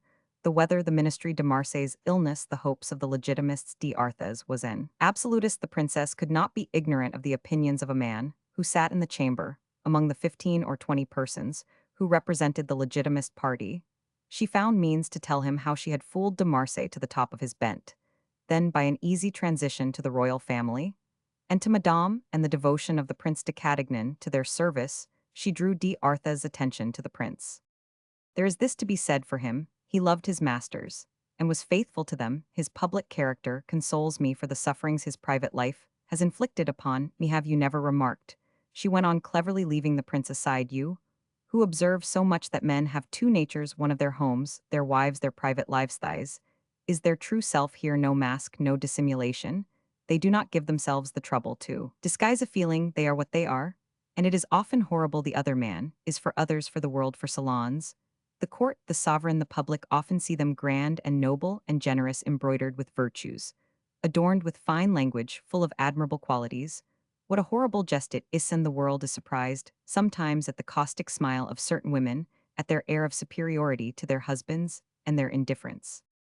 She let her hand fall along the arm of her chair without ending her sentence, but the gesture admirably completed the speech. She saw D'Arthez watching her flexible figure, gracefully bending in the depths of her easy-chair, noting the folds of her gown, and the pretty little ruffle which sported on her breaststone, of those audacities of the toilet that are suited only to slender waists, and she resumed the thread of her thoughts as if she were speaking to herself. But I will say no more. You writers have ended by making ridiculous all women who think they are misunderstood or ill-mated, and who try to make themselves dramatically interesting attempts, which seem to me, I must say, intolerably vulgar. There are but two things for women in that plight: to do yield, and all is over, resist, and amuse themselves. In either case they should keep silence. It is true that I neither yielded wholly, nor resisted wholly. But perhaps that was only the more reason why I should be silent. What folly for women to complain! If they have not proved the stronger, they have failed in sense, in tact, in capacity. And they deserve their fate. Are they not queens in France? They can play with you as they like, when they like, and as much as they like. Here she danced her vinaigrette with an airy movement of feminine impertinence and mocking gaiety. I have often heard miserable little specimens of my sex, regretting that they were women, wishing they were men. I have always regarded them with pity. If I had to choose, I should still elect to be a woman, a fine pleasure, indeed, to owe one's triumph to force and to all those powers which you give yourselves by the laws you make. But to see you at our feet saying and doing foolish things, it is an intoxicating pleasure to feel within our souls that weakness triumphs. But when we triumph, we ought to keep silence under pain of losing our empire. Beaten, a woman's pride should gag her. The slave's silence alarms the master. This chatter was uttered in a voice so softly sarcastic, so dainty, and with such coquettish motions of the head, that D'Arthez, to whom this style of woman was totally unknown, sat before her, exactly like a partridge charmed by a setter. I entreat you, madame, he said at last, to tell me how it was possible that a man could make you suffer. Be assured that, whereas you say other women are common and vulgar, you can only seem distinguished. Your manner of saying things would make a cookbook interesting. You go fast in friendship, she said in a grave voice, which made D'Arthez extremely uneasy. The conversation changed. The hour was late, and the poor man of genius went away contrite for having seemed curious, and for wounding the sensitive heart of that rare woman who had so strangely suffered. As for her, she had passed her life in amusing herself with men, and was another Don Juan in female attire. With this difference, she would certainly not have invited the commander to supper, and would have got the better of any statue. It is impossible to continue this tale without saying a word about the Prince de Cadignan, better known under the name of the Duc de Maufrigneuse. Otherwise the spice of the princess' confidences would be lost, and strangers would not understand the Parisian comedy she was about to play for her man of genius. The Duc de Maufrigneuse, like a true son of the old Prince de Cadignan, is a tall, lean man of elegant shape, very graceful, a sayer of witty things, colonel by the grace of God, and a good soldier by accident, brave as a Pole, which means without sense or discernment, and, hiding the emptiness of his mind under the jargon of good society, after the age of 36, he was forced to be as absolutely indifferent to the fair sex as his master Charles Roman X, punished like that master for having pleased it too well for 18 years the idol of the Faubourg Saint-Germain. He had, like other heirs of great families, led a dissipated life, spent solely on pleasure. His father, ruined by the Revolution, had somewhat recovered his position on the return of the Bourbons, as governor of a royal domain with salary and perquisites, but this uncertain fortune the old prince spent as it came in keeping up the traditions of a great seigneur before the Revolution, so that, when the law of indemnity was passed, the sums he received were all swallowed up in the luxury he displayed in his vast hotel. The old prince died some little time before the Revolution of July, aged 87. He had ruined his wife, and had long been on bad terms with the Duc de Navarreins, who had married his daughter for a first wife, and to whom he very reluctantly rendered his accounts. The Duc de Maufrigneuse, early in life, had had relations with the Duchesse d'Uxelles about the year 1814, when Monsieur de Maufrigneuse was 4 to 6 years of age. The Duchess, pitying his poverty, and seeing that he stood very well at court, gave him her daughter Diane, then in her 17th year, and possessing in her own right some 50 or 60,000 francs a year, not counting her future expectations. Mademoiselle d'Uxelles thus became a duchess, and as her mother very well knew, she enjoyed the utmost liberty. The Duke, after obtaining the unexpected happiness of an heir, left his wife entirely to her own devices, and went off to amuse himself in the various garrisons of France, returning occasionally to Paris, where he made debts which his father paid. He professed the most entire conjugal indulgence, always giving the Duchess a week's warning of his return. He was adored by his regiment, beloved by the Dauphin, an adroit courtier, somewhat of a gambler, and totally devoid of affectation. Having succeeded to his father's office as governor of one of the royal domains, he managed to please the two kings, Louis Roman XVIII and Charles Roman X, which proves he made the most of his nonentity. And even the liberals liked him, but his conduct and life were covered with the finest varnish. Language, noble manners, and deportment were brought by him to a state of perfection. But as the old prince said, it was impossible for him to continue the traditions of the Cadignans, who were all well known to have ruined their wives, for the Duchess was running through her property on her own account. These particulars were so well understood in the court circles, and in the Faubourg Saint-Germain, that during the last 5 years of the Restoration, they were considered ancient history, and anyone who mentioned them would have been laughed at. Women never spoke of the charming Duke without praising him. He was excellent, they said to his wife. Could a man be better? He had left her the entire disposal of her own property, and had always defended her on every occasion. It is true that whether from pride, kindliness, or chivalry, Monsieur de Maufrigneuse had saved the Duchess under various circumstances, which might have ruined other women in spite of Diane's surroundings, and the influence of her mother, and that of the Duc de Navarreins, her father-in-law, and her husband's aunt. For several ensuing days, the princess revealed herself to d'Arthez as remarkable for her knowledge of literature. She discussed with perfect fearlessness the most difficult questions, thanks to her daily and nightly reading, pursued with an intrepidity worthy of the highest praise. D'Arthez, amazed, and incapable of suspecting that Diane d'Uxelles merely repeated at night that which she read in the morning, as some writers do, regarded her as a most superior woman. These conversations, however, led away from Diane's object, and she tried to get back to the region of confidences, from which d'Arthez had prudently retired after her coquettish rebuff. But it was not as easy as she expected to bring back a man of his nature, who had once been startled away. However, after a month of literary campaigning and the finest Platonic discourses, d'Arthez grew bolder, and arrived every day at 3 o'clock. He retired at 6, and returned at 9 to remain until midnight or 1 in the morning. With the regularity of an ardent and impatient lover, the princess was always dressed with more or less studied elegance at the hour when d'Arthez presented himself. This mutual fidelity, the care they each took of their appearance, in fact all about them, expressed sentiments that neither dared avow, for the princess discerned very plainly that the great child with whom she had to do shrank from the combat as much as she desired it.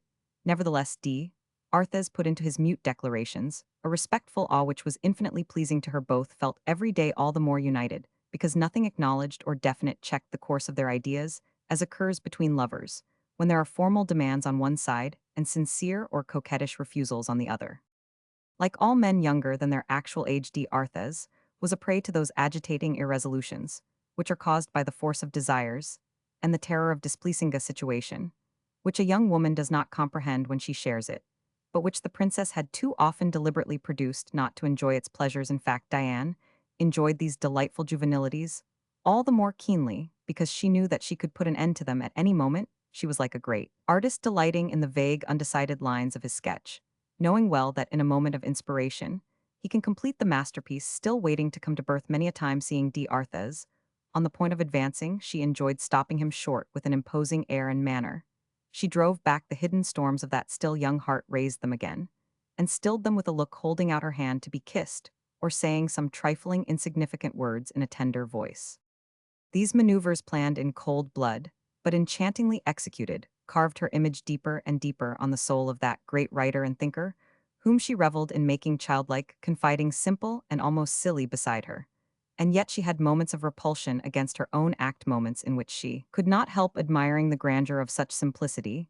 This game of choicest coquetry attached her insensibly to her slave. At last, however, Diane grew impatient with an Epictetus of love, and when she thought she had trained him to the utmost credulity, she set to work to tie a thicker bandage still over his eyes. Chapter Roman 4: The Confession of a Pretty Woman. One evening, Daniel found the princess thoughtful, one elbow resting on a little table, her beautiful blonde head bathed in light from the lamp. She was toying with a letter which lay on the tablecloth. When d'Arthez had seen the paper, distinctly she folded it up and stuck it in her belt. "What is the matter?" asked d'Arthez. "You seem distressed." "I have received a letter from Monsieur de Cadignan," she replied. "However great the wrongs he has done me, I cannot help thinking of his exile without family, without son from his native land." These words, said in a soulful voice, betrayed angelic sensibility. D'Arthez was deeply moved. The curiosity of the lover became, so to speak, a psychological and literary curiosity.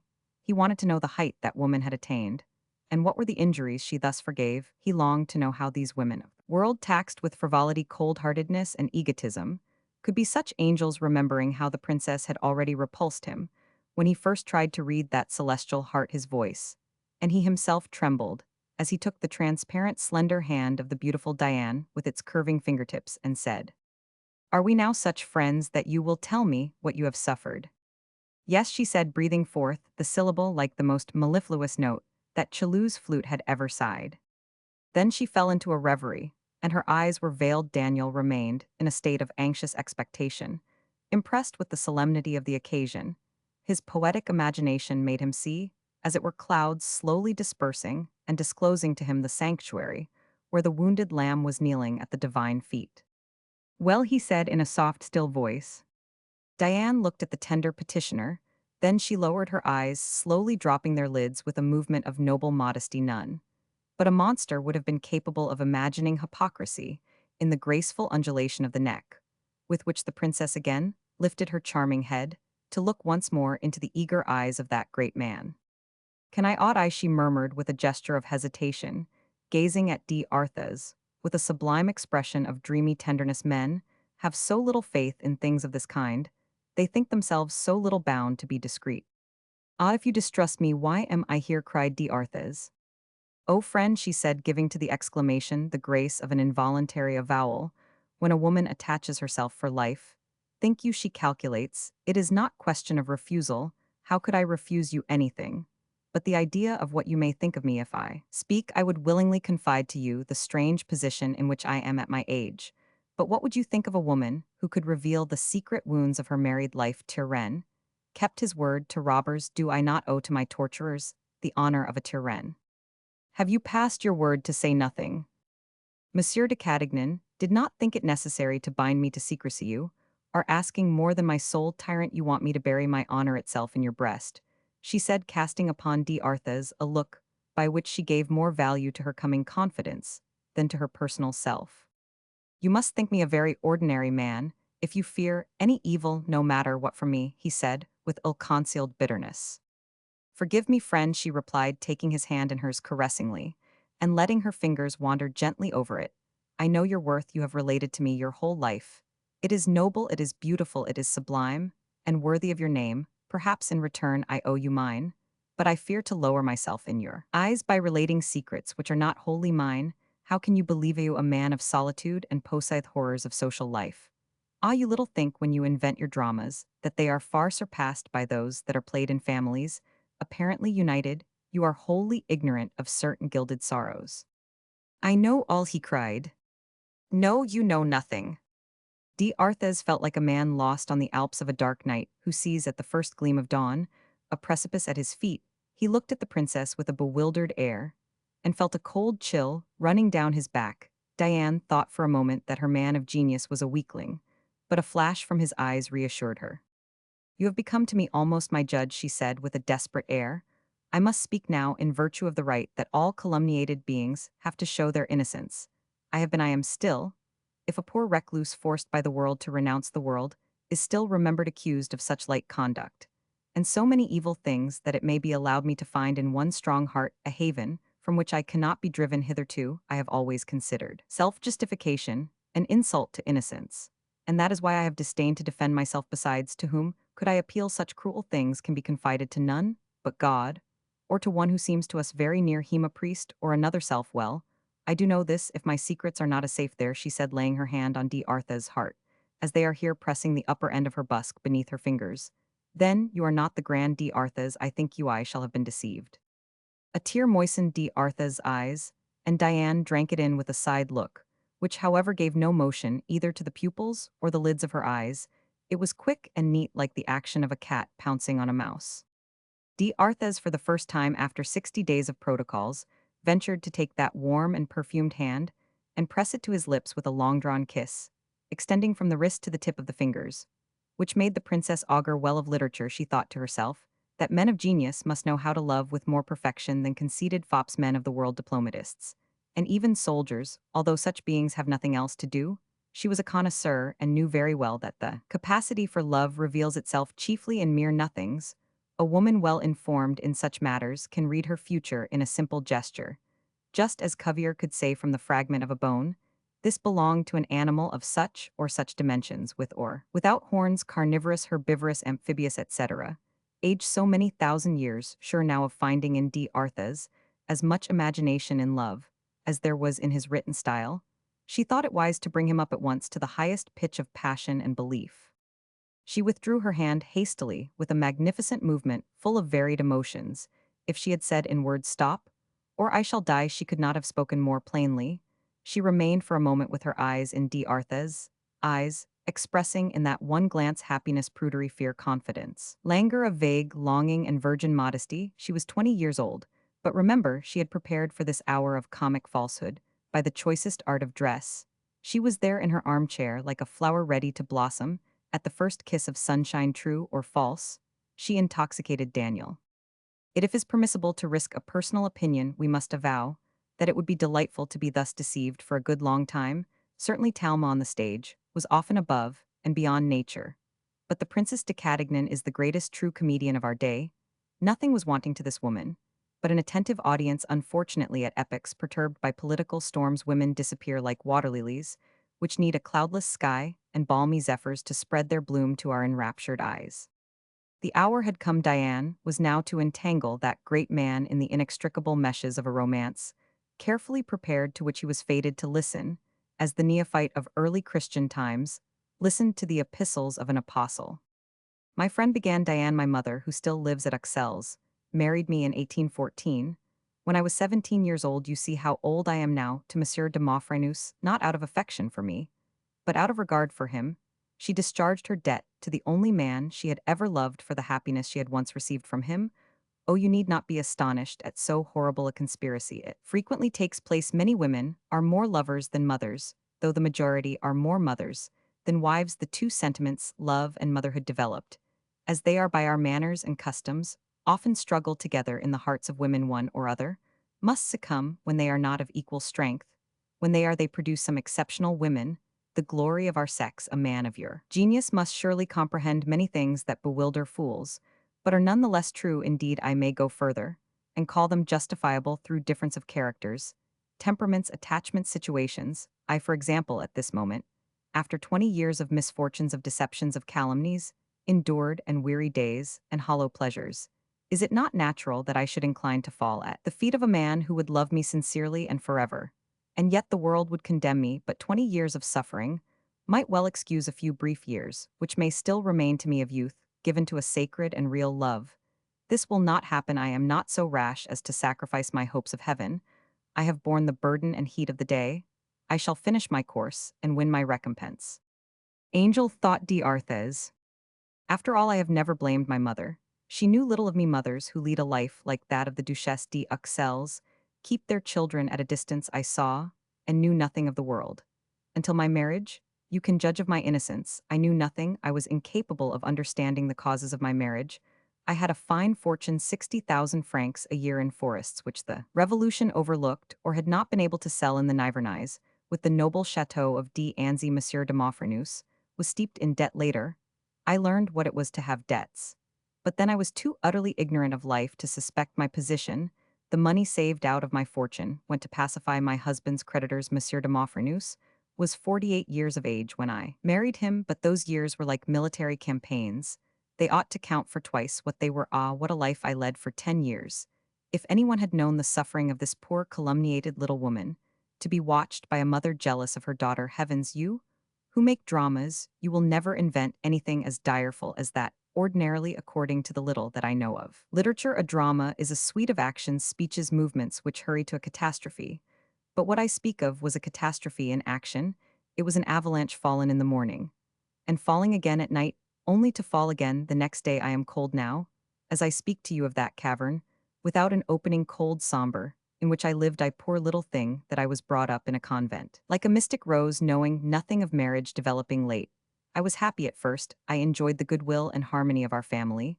The birth of my poor boy, who is all milieu, must have been struck by the likeness, my hair, my eyes, the shape of my face, my mouth, my smile, my teeth. Well, his birth was a relief to me. My thoughts were diverted by the first joys of maternity from my husband, who gave me no pleasure, and did nothing for me that was kind or amiable. Those joys were all the keener, because I knew no others. It had been so often rung into my ears that a mother should respect herself. Besides, a young girl loves to play the mother.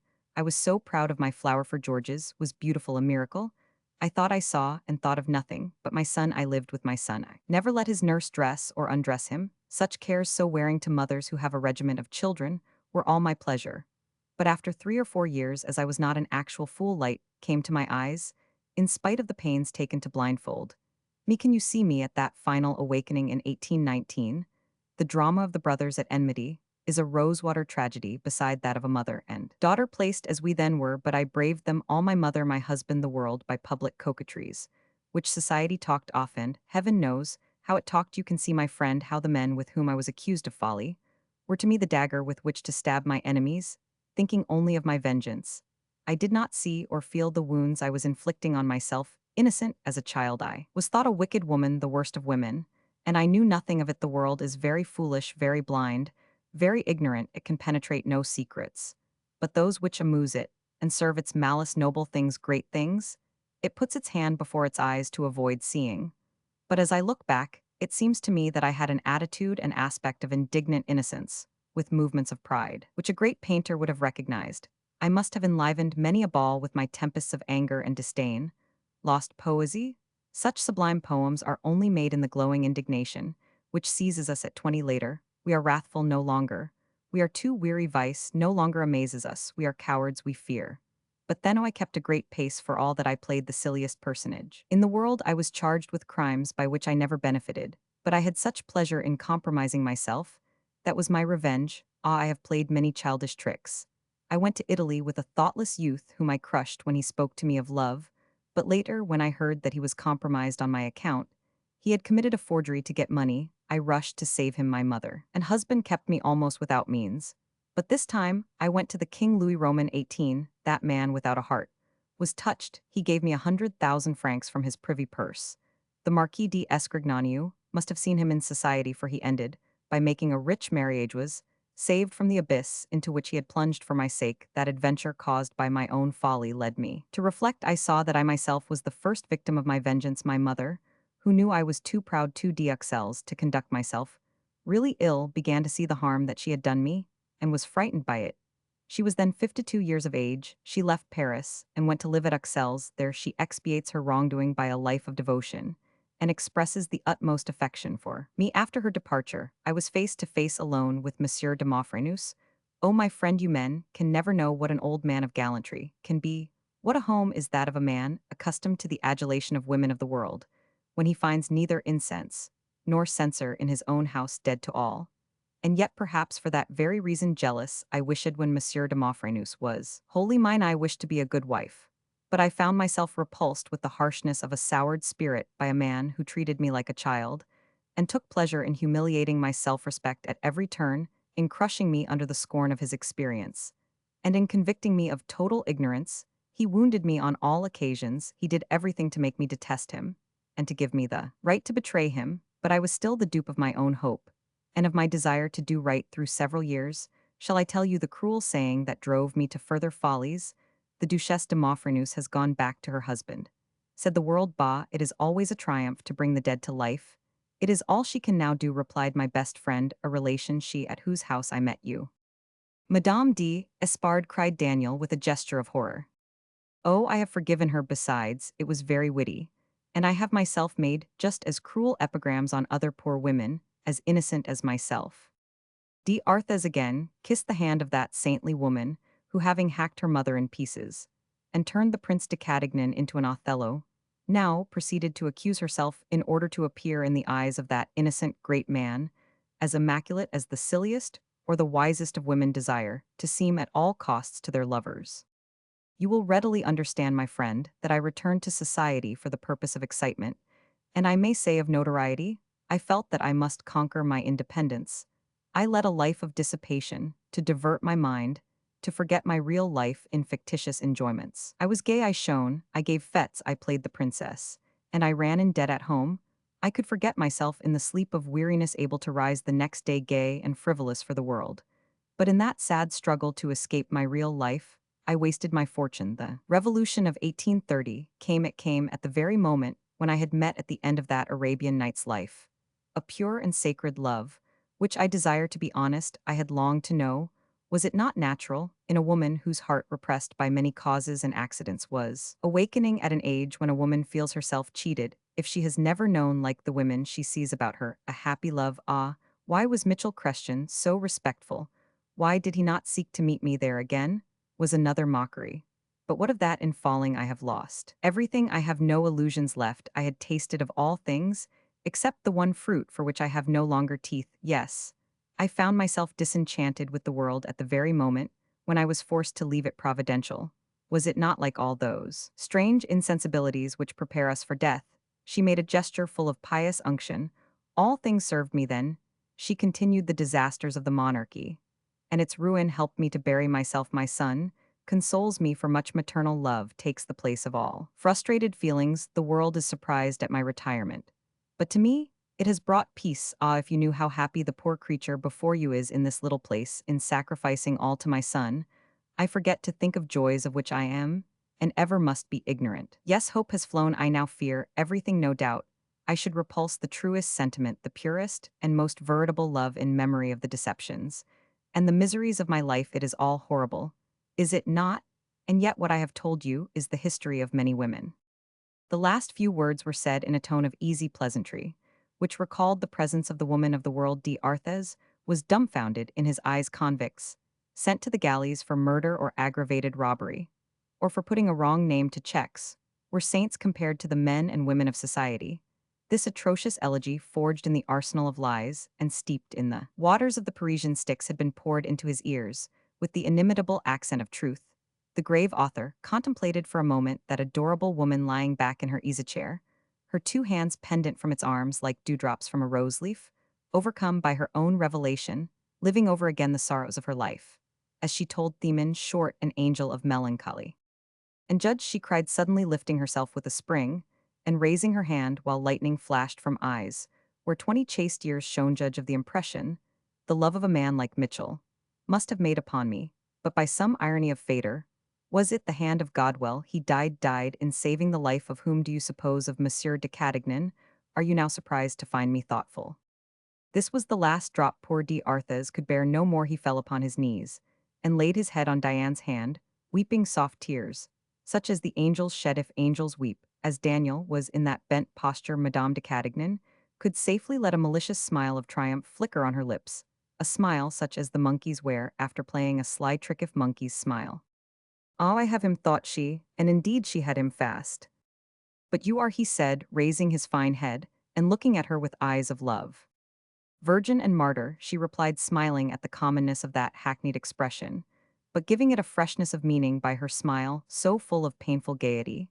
"If I laugh," she continued, "it is that I am thinking of that princess, whom the world thinks it knows, that Duchesse de Maufrigneuse, to whom it gives as lovers de Marseille that infamous detrails, a political cutthroat, and that little fool of a d'Esgrignon and Rastignac Rubemper, ambassadors, ministers, Russian generals, heaven knows, who all Europe they have gossiped about that album, which I ordered, made believing that those who admired me were my friends. Ah, it is frightful, I wonder, that I allow a man at my feet despise them all that should be my religion." She rose and went to the window with a gait and bearing magnificent in motifs. D'Arthez remained on the low seat to which he had returned, not daring to follow the princess. But he looked at her. He heard her blowing her nose. Was there ever a princess who blew her nose? But Diane attempted the impossible to convey an idea of her sensibility.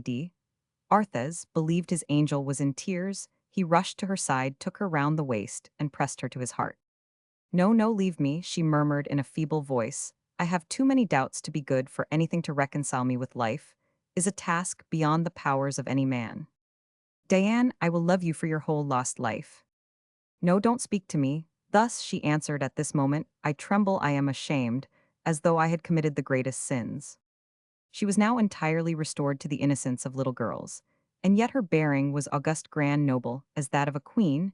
It is impossible to describe the effect of these maneuvers, so clever, that they acted like the purest truth on a soul as fresh and honest as that of D'Arthez. The great author remained dumb with admiration, passive beside her, in the recess of that window, awaiting a word, while the princess awaited a kiss.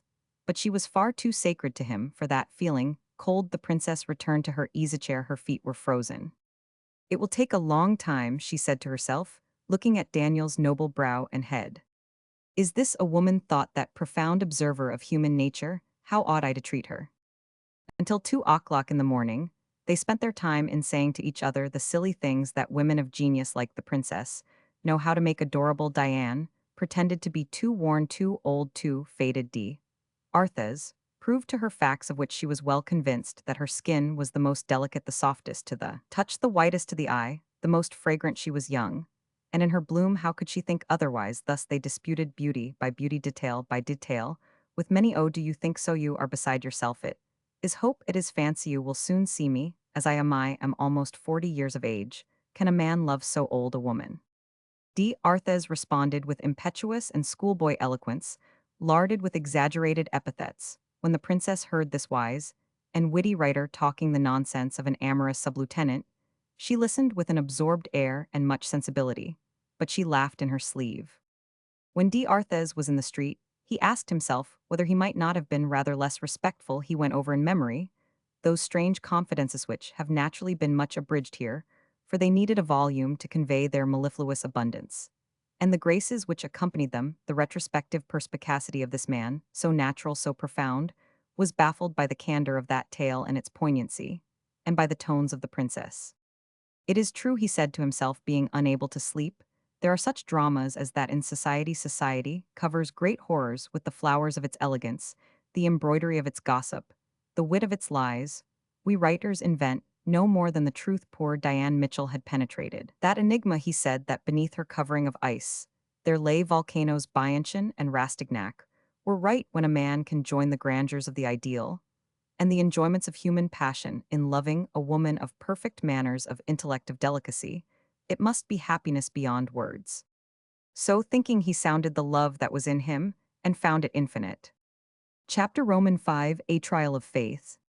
The next day, about 2 in the afternoon, Madame d'Espard, who had seen and heard nothing of the princess for more than a month, went to see her, under the impulse of extreme curiosity.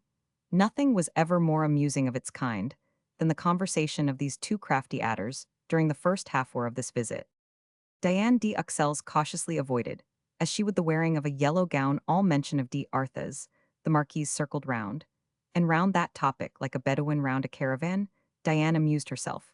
The marquise fumed. Diane waited. She intended to utilize her friend, and use her in the chase of these two women, both so celebrated in the social world. One was far stronger than the other. The princess rose by head above the marquise, and the Marquise was inwardly conscious of that superiority. In this, perhaps, lay the secret of their intimacy. The weaker of the two crouched low, in her false attachment, watching for the hour, long awaited by feeble beings of springing at the throat of the stronger, and leaving the mark of a joyful bite Diane saw clear. But the world was the dupe of the wild caresses of the two friends. The instant that the princess perceived a direct question on the lips of her friend, she said, "Ah, dearest, I owe you a most complete, immense, infinite celestial happiness." "What can you mean?" "Have you forgotten what we ruminated 3 months ago in the little garden sitting on a bench in the sun under the jasmine? Ah, there are none but men of genius who know how to love. I applied to my grand Daniel D. Arthez, the Duke of Alba's, saying to Catherine de' Medici, the head of a single salmon is worth all the frogs in the world. I am not surprised that I no longer see you," said Madame d'Espard.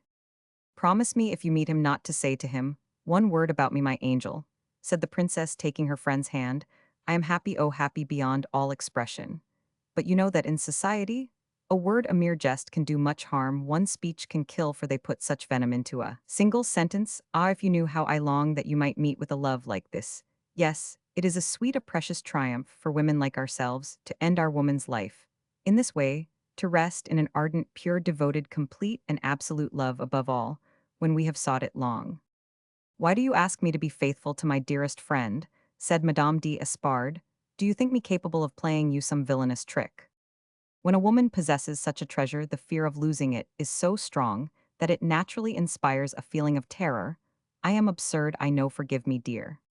A few moments later the marquise departed. As she watched her go, the princess said to herself, "How she will pluck me, but to save her the trouble of trying to get Daniel away from here, I'll send him to her."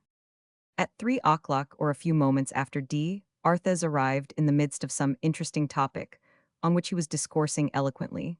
The princess suddenly cut him short by laying her hand on his arm. "Pardon me, my dear friend," she said, interrupting him, "but I fear I may forget a thing which seems a mere trifle, but may be of great importance. You have not set foot in Madame d'Espard's salon since the ever-blessed day when I met you there. Pray go at once, not for your sake, nor by way of politeness, but for me. You may already have made her an enemy of mine, if by chance she has discovered that since her dinner you have scarcely left my house. Besides, my friend, I don't like to see you dropping your connection with society, and neglecting your occupations, and your work. I should again be strangely calumniated. What would the world say that I held you in leading strings, absorbed you feared comparisons, and clung to my conquest, knowing it to be my last? Who will know that you are my friend, my only friend? If you love me indeed, as you say you love me, you will make the world believe that we are purely and simply brother and sister. Go on with what you were saying." In his armor of tenderness, riveted by the knowledge of so many splendid virtues, D'Arthez obeyed this behest on the following day, and went to see Madame d'Espard, who received him with charming coquetry. The marquise took very good care not to say a single word to him about the princess, but she asked him to dinner on a coming day.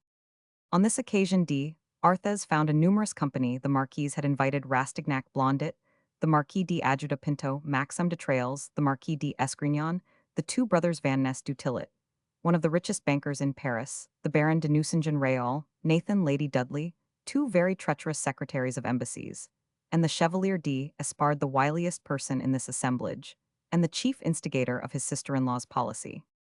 When dinner was well under way, Maxime de Trailles turned to D'Arthez and said, smiling, "You see a great deal, don't you, of the Princess de Cadignan?" To this question D'Arthez responded by curtly nodding his head. Maxime de Trailles was a bravo of the social order, without faith or law, capable of everything, ruining the women who trusted him, compelling them to pawn their diamonds to give him money, but covering this conduct with a brilliant varnish. A man of charming manners and satanic mind, he inspired all who knew him with equal contempt and fear. But as no one was bold enough to show him any sentiments but those of the utmost courtesy, he saw nothing of this public opinion, or else he accepted and shared the general dissimulation. He owed to the Comte de Marseille the greatest degree of elevation to which he could attain. De Marseille, whose knowledge of Maxime was of long standing, judged him capable of fulfilling certain secret and diplomatic functions which he confided to him, and of which de Trailles acquitted himself admirably. D'Arthez had for some time past mingled sufficiently in political matters to know the man for what he was, and he alone had sufficient strength and height of character to express aloud what others thought or said in a whisper. Is it for her that you neglect the chamber? Asked Baron de Nucingen in his German accent. Ah, the princess is one of the most dangerous women a man can have anything to do with. I owe to her the miseries of my marriage, exclaimed the Marquis d'Esgrignon. Dangerous, said Madame d'Espard. Don't speak so of my nearest friend. I have never seen or known anything in the princess that did not seem to come from the noblest sentiments. Let the Marquis say what he thinks, cried Rastignac. When a man has been thrown by a fine horse, he thinks it has vices and he sells it. Piqued by these words, the Marquis d'Esgrignon looked at d'Arthez and said, Monsieur is not, I trust, on such terms with the princess that we cannot speak freely of her.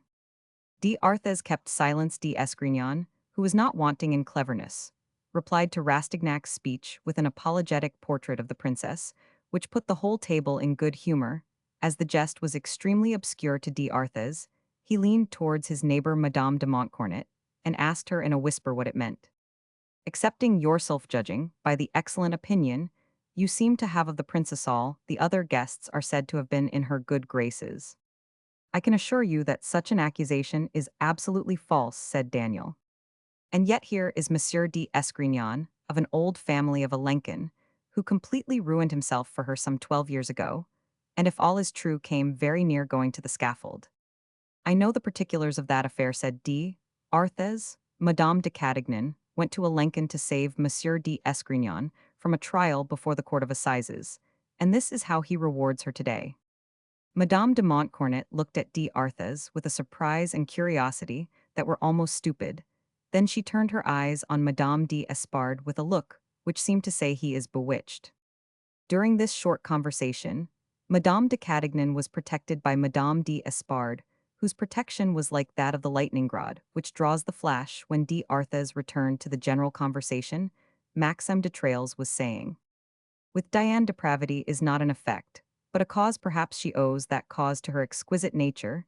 She doesn't invent, she makes no effort, she offers you the choicest refinements, as the inspiration of a spontaneous and naive love, and it is absolutely impossible not to believe her. This speech, which seemed to have been prepared for a man of d'Arthez's stamp, was so tremendous an arraignment that the company appeared to accept it as a conclusion. No one said more. The princess was crushed. D'Arthez looked straight at de Trailles, and then at d'Esgrignon with a sarcastic air and said, the greatest fault of that woman is that she has followed in the wake of men. She squanders patrimonies. As they do, she drives her lovers to usurers. She pockets dots. She ruins orphans. She inspires, possibly she commits crimes, but never had the two men whom d'Arthez was chiefly addressing listened to such plain talk. At that, but the whole table was startled. Every one paused, fork in air, their eyes fixed alternately on the brave author and on the assailants of the princess, awaiting the conclusion of that horrible silence. But said d'Arthez with sarcastic airiness, Madame, la Princesse de Cadignan, has one advantage over men. When they have put themselves in danger for her sake, she saves them, and says no harm of anyone among the multitude. Why shouldn't there be one woman who amuses herself with men, as men amuse themselves with women? Why not allow the fair sex to take from time to time its revenge? Genius is stronger than wit, said Blondet to Nathan. This broadside of sarcasms was in fact the discharge of a battery of cannons against a platoon of musketry. When coffee was served, Blondet and Nathan went up to d'Arthez with an eagerness no one else dared to imitate. So unable were the rest of the company to show the admiration his conduct inspired from the fear of making too powerful enemies. This is not the first time we have seen that your character equals your talent in grandeur, said Blondet. You behaved just now more like a demigod than a man not to have been carried away by your heart or your imagination, not to have taken up the defense of a beloved woman. A fault they were enticing you to commit, because it would have given those men of society, eaten up with jealousy of your literary fame, a triumph over you all. Give me leave to say you have attained the height of private statesmanship. Yes, you are a statesman, said Nathan. It is as clever as it is difficult to avenge a woman without defending her. The princess is one of those heroines of the legitimist party, and it is the duty of all men of honor to protect her. Quond meme, replied d'Arthez coldly. What she has done for the cause of her masters would excuse all follies. He keeps his own counsel, said Nathan to Blondet. Precisely as if the princess were worth it, said Rastignac, joining the other two. D'Arthez went to the princess, who was awaiting him with the keenest anxiety. The result of this experiment, which Diane had herself brought about, might be fatal to her for the first time in her life. This woman suffered in her heart. She knew not what she should do in case D. Arthes believed the world which spoke the truth instead of believing her, who lied, for never had so noble a nature, so complete a man, a soul, so pure a conscience, so ingenuous, come beneath her hand. Though she had told him cruel lies, she was driven to do so by the desire of knowing a true love, that love she felt it dawning in her heart. Yes, she loved D. Arthes. And now she was condemned forever to deceive him. She must henceforth remain to him the actress who had played that comedy to blind his eyes. When she heard Daniel's step in the dining room, a violent commotion, a shudder which reached to her very vitals came over her, that convulsion, never felt during all the years of her adventurous existence, told her that she had staked her happiness on this issue. Her eyes, gazing into space, took in the whole of D. Arthes' person. Their light poured through his flesh. She read his soul. Suspicion had not so much as touched him with its bat swing. The terrible emotion of that fear then came to its reaction. Joy almost stifled her, for there is no human being who is not more able to endure grief than to bear extreme felicity. Daniel, they have calumniated me, and you have avenged me, she cried, rising and opening her arms to him. In the profound amazement caused by these words, the roots of which were utterly unknown to him, Daniel allowed his hand to be taken between her beautiful hands, as the princess kissed him sacredly on the forehead. But he said, "How could you know? Oh, illustrious Ninny, do you not see that I love you fondly?" Since that day nothing has been said of the Princess de Cadignan, nor of D. Arthes. The princess has inherited some fortune from her mother, and she spends all her summers in a villa on the Lake of Geneva, where the great writer joins her. She returns to Paris for a few months in winter. D. Arthes is never seen except in the chamber. His writings are becoming exceedingly rare. Is this a conclusion? Yes, for people of sense. No, for persons who want to know everything.